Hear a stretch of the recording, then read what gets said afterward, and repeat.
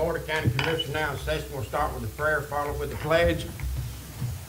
Heavenly Father, this morning we just ask you to keep your hand on all the county commissioners here, and the seafood workers, and the parish family, Father. Keep your hand on them. They need some help this morning from you, Father. We ask this in the mighty name of Jesus. Amen. Amen. I pledge allegiance to the flag, United States of America, and to the republic for which it stands, one nation, under God, indivisible, with liberty and justice for all. Good morning, everyone. Good morning. Approve of the minutes. So moved. Second. Have a motion, second, all in favor? Aye. Motion carried. Payment of the bills. So moved. Second.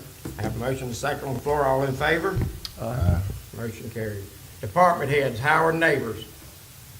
Good morning, Commissioners. How y'all doing? Good morning. Good morning, how you doing, Nasty Howard? weather we've been having last couple of days, so everything turned out good. We lost a little bit of road at Gulf Shore Boulevard at Alligator Point, but which wasn't much on, the county right away. In front of the KOA, we just closed it off because it floods every time you get a little low pressure area or storm, so. In St. George Island, on the west end, on the bay side, all them roads also went underwater from the storm surge. So we closed them off, and as soon as it dries out just a little bit, when we get down and work on them, we'll fix them. Y'all doing a good job. I appreciate, thank you, and how, Fonda for helping with them benches in East Point. I appreciate it. You will. And also inmate classes, which was this week, half of us went yesterday, and the other half's going today, so we have that for another year. Howard, it undermined the water line down Gulf Shore Boulevard. The storm didn't it? Yes, ma'am. That's So all. they don't have any water line. I don't know if it I didn't tore. notice the line running. It looked like it had stubbed out and looked like part of it was washed out. I'm not for sure if it's busted or not, but I know you can see it, the line good through there, so. Y'all just keep that's what we're trying to do with FEMA right now, is get them to approve us to do that alternate route, because Yeah. we know that that's gonna, And this was every just a little time, rush. yes, ma'am, you get a little squall or something out there, and it just, it washes it Gonna out. go out. It just, Mother Nature taking it, I reckon, so.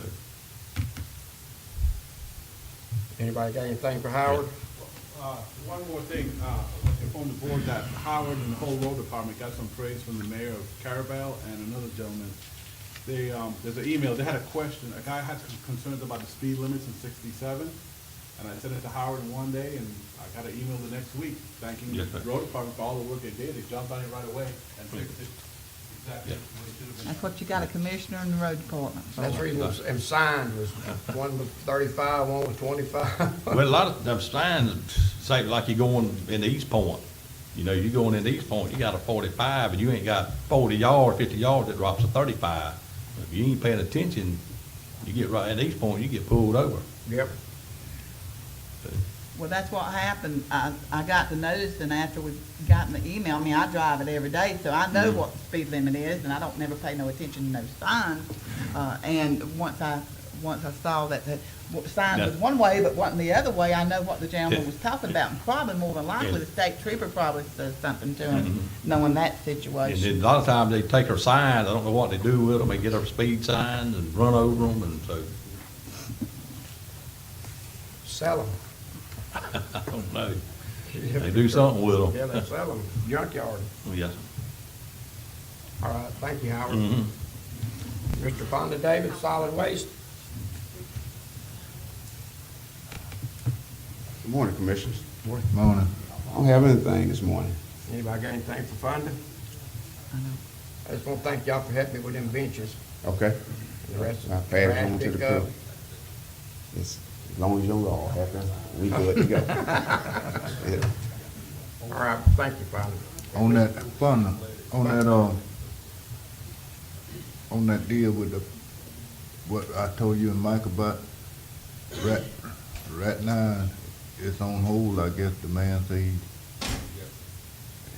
he might get to the city for,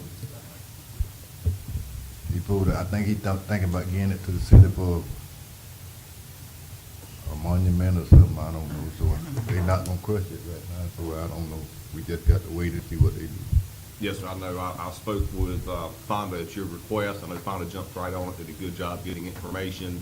The roadblock that the gentleman ran into was not from the county standpoint, it was from a private contractor. So the county jumped on it and did exactly what needed to be done, and Mr. Fonda did a great job. So we just a whole lot. Yeah, one more question I got. Fonda, give us an update on the Franklin County Deb. The depths, we are moving on to state, they're advancing on. So I was gonna come back next board meeting and ask for the $2,500 that we give them when they advance on. Nothing new, we've been doing it in the past. So, but our next board meeting, I will ask for approval. And I'm gonna bring this subject up again. I know we've already approved it one time before, but need to refresh everybody's memory on this. We've got signs, and we need signs that says and designate the years that they've won state and, you know, national and all, but we need the state champion all the way back from 1999 up to present day. We should have some signs that says the 1999 state champions somewhere. But go ahead and do that, and I want in a fashion that you can, it'd be removable, you know, or, you know, be able to add on or remove. Yes, You see ma'am. what I'm saying? Right. But we've got a lot of teams that's made state championship, both girls and boys. So Okay. we need to make sure that we acknowledge them at our county lines. And the one we had was at the Panacea side of 98, and in the, out here west of Apalachicola. Okay, Okay? yes, ma'am. And I'll put that in formal motion. Second. Have a motion second on the floor, all in favor? Aye. All opposed, motion carries. Congratulations to the deal. I'm telling you. They doing good. They went somewheres this weekend and played in Georgia somewheres, I don't know anything about and they that. won that. Okay. I don't understand, it was a different, it wasn't a state Mhm. tournament or anything, Okay. it was just that bracket. Maybe a travel team or something, maybe. Yeah, I think they went to Valdosta. Yeah. Okay, That's good. All right, thank you, Fonda. okay. Ms. Pam Brownell, Emergency Management. Good morning, Commissioners. I actually have 3 action items this morning. The first one is opening of the RFQs for the Homeland Security Grant for training and exercise. So move. Oh, you need a motion? Yeah. Second. Have a motion second on the floor, all in favor? Aye. All opposed, motion carries.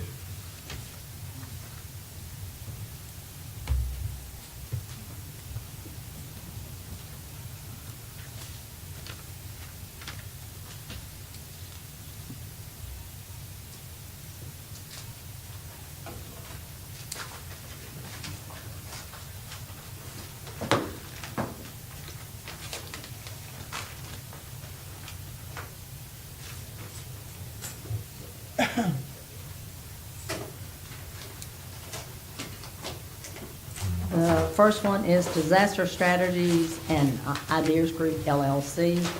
They're from Tallahassee.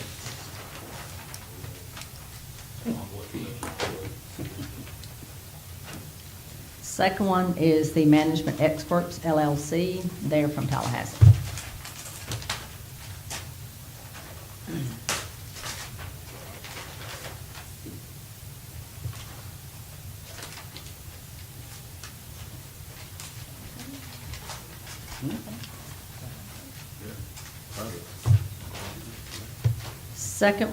Third one, excuse me, is Caratos, and they're from Huntsville, Alabama. Make a motion, we give them to, got one more? We got one more. The last one is a Kenner Schroeder, and he's from Apalachicola. Who? It looks like a Kenneth Schroeder. He is not, Kenneth Schroeder. Schroeder, he is not, he's not actually a company from what I can see. I make a motion, we give them to, y'all gonna get a committee?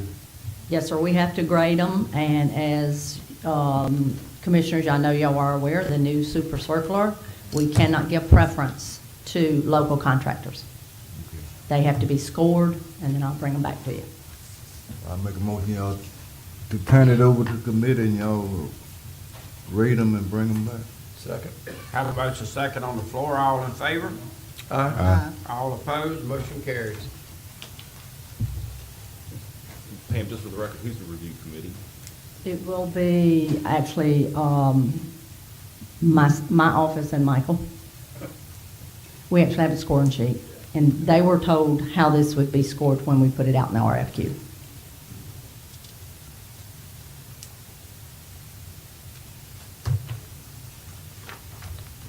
Third item is request the board's approval and signing of the 2016-2017 EMPA grant in the amount of $105,806, and the EMPG grant in the amount of $53,538. Need a motion? So moved. Second. Have a Second. motion second. All in favor? Aye. All opposed? Motion carries. Can you hit on that grant a little bit so the public can know a little, tell them? Okay, the EMPA grant is the state grant that we get from the state out of the trust fund in order to operate our office. And as, I don't know whether the general public knows it or not, but our office is mostly ran off of these two grants. The other one is a federal grant for the $53,538. That's the federal portion that goes into our office to help us run our programs. Thank you. Anybody else got anything for Pam? Oh, there's some more storms out. There's two more waves. They had just came off when Colin was headed our way. So we'll be monitoring them, just like the National Weather Service. All I can say is prayers. Everybody, I prayed coming over that bridge yesterday morning, and it seems to work. It's worked for the last 5 years. Well, thanks for your call. Thank you, Pam. Mr. Eric Lovestrand?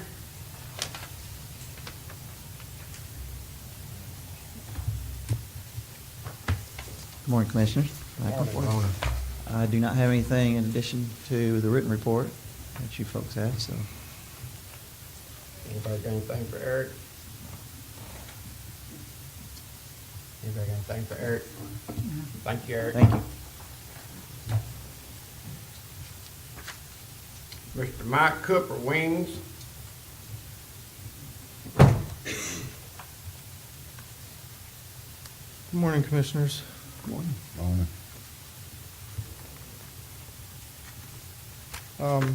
Wanted to just update you on a few things that I do have information on. As far as I know, we don't have any update on, from the insurance where the gentleman ran through our building. We're now a drive-through with a large hole in, right outside the ER. But I don't have any information. We've not been able to clean up the mess because insurance hasn't released it yet. So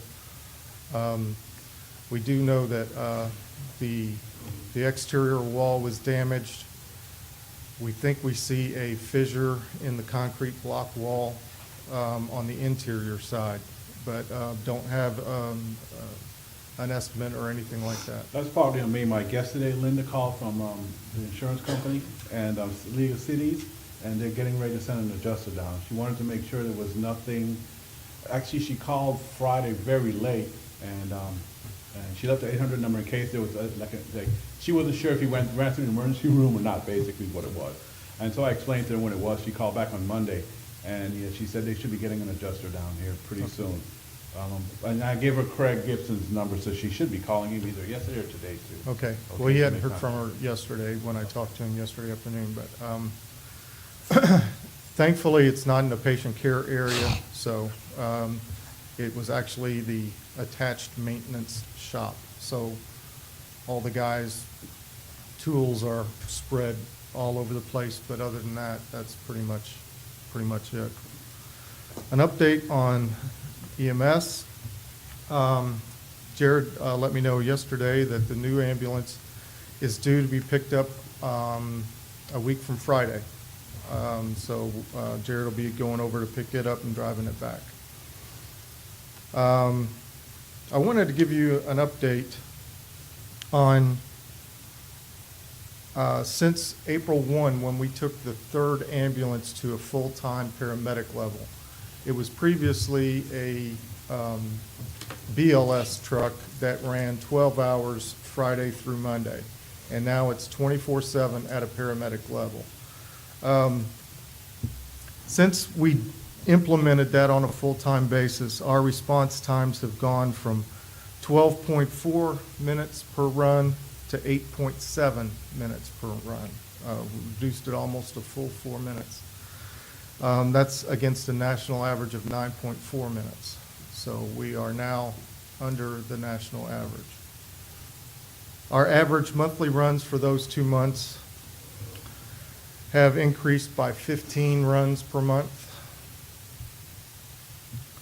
And we've only had 10 instances of where an ambulance has to come from outside its zone. We have 3 zones. We have the Apalachicola zone, we have the central zone, and then we have the east end zone. Historically, when we didn't have that other ambulance full-time, it would not be uncommon for the Carabel ambulance to have to come into Apalachicola if the Apalachicola, if it was not there or if it had been sent out of the county. But since we've done that, we've only had 10 instances where a truck from the other side of the county had to respond. And further, we've had no instances where we did not have a truck in the county. If you'll recall, we had the previous month in March, we had particularly in one night, we had a couple runs that we could not respond to because we had no ambulances, and we were delayed to a couple others. So that's good. I think from a quality of care standpoint, it's obviously been effective. However, there's always a however. The cost of doing that is about $21,000 a month additional.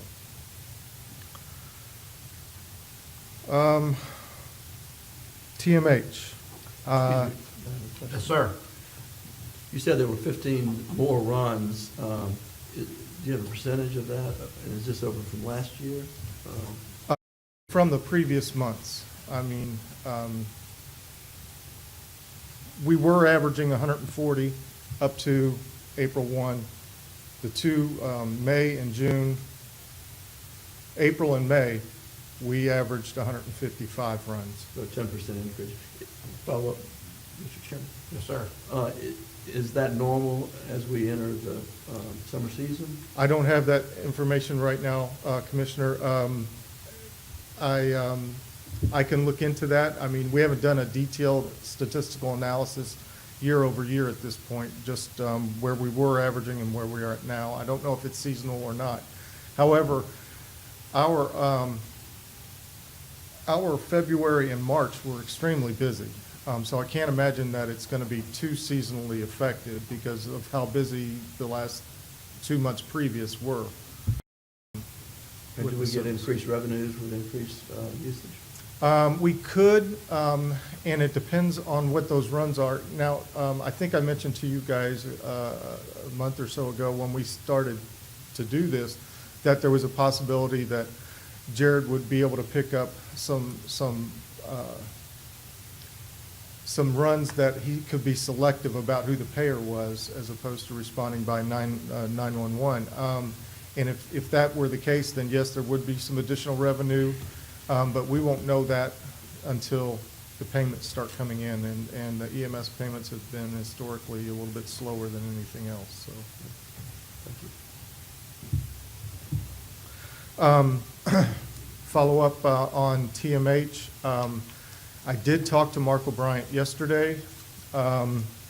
He does believe that he will be able to be here on the 21st for the workshop.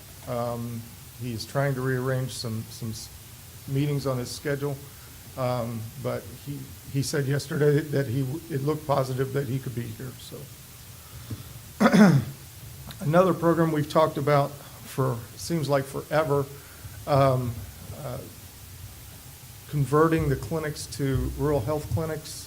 which would increase reimbursement from Medicare by approximately somewhere between $100,000 and $150,000.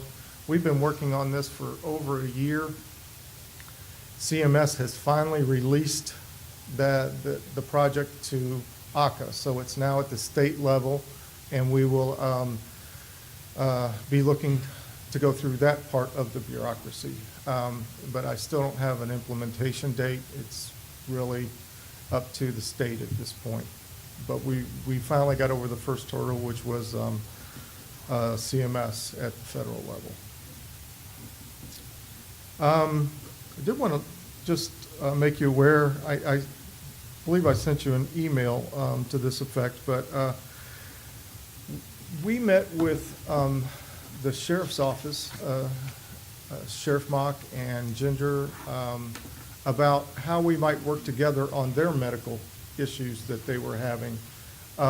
We had a very productive meeting about how we might reduce some costs and at the same time keep some of that money in the county as opposed to sending it out to a third party.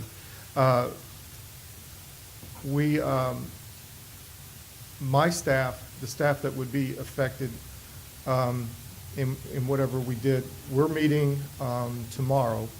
And then what will happen is we're going to send our staff out to the sheriff's office and actually let them sit there and see what the workflow is so we can meaningfully say whether we can do this or we can do that.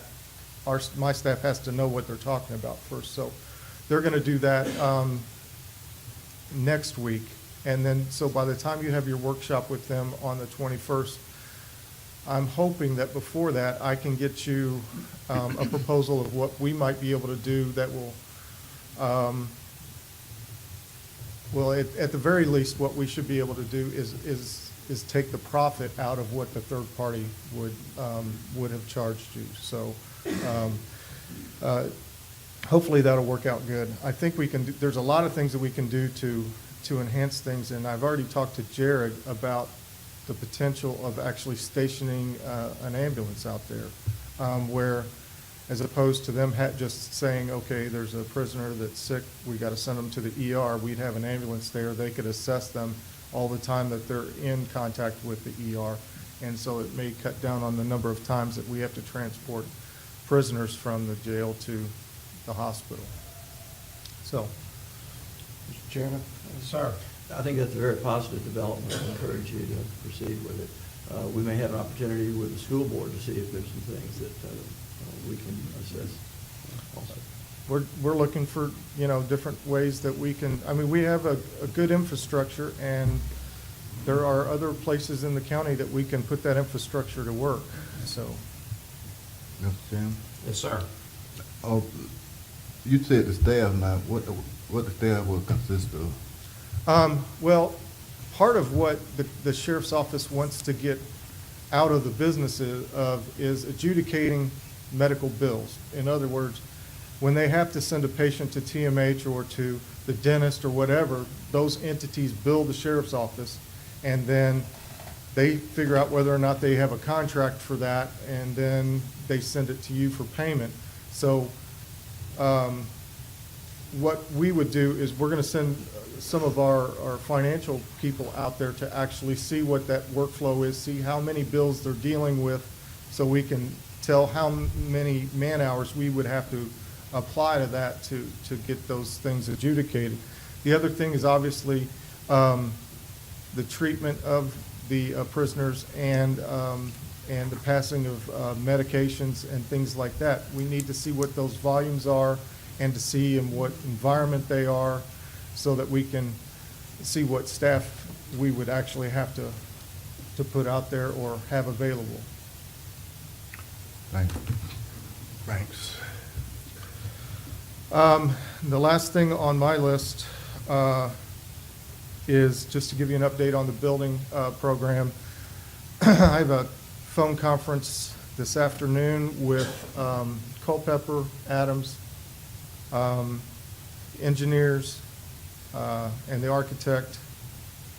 It's kind of the kickoff to the the planning and design stage that will get you to the, okay, here's your guaranteed maximum price that Culpepper's going to sign off on.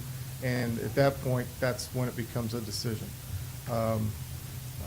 Right now, as I mentioned the last time, we're right on target with the budget that was given to us, so I don't expect that we would be I think we'll be within budget when all is said and done. But that starts this afternoon. And that'll include medical equipment. With one caveat, I will mention this, that this just came up in the last couple weeks, but there is some new legislation that's being passed around, well, it's actually been passed from CMS, that all radiology equipment will have to be digital. Now there's basically, right now, there's 3 types of radiology equipment. You've got basically your plain films, that's what the doctor used to shove up in the view boxes, okay? You can actually touch it. Then you have digital, which is just, it's all digital. It goes on a floppy disk or a smart drive or whatever. You can email it. You can do whatever you want with it. And then there's what we have, which is we take plain films and then we digitize them. So we have a radiology cassette that comes out just like if it were a plain film, but then we put that in a different machine.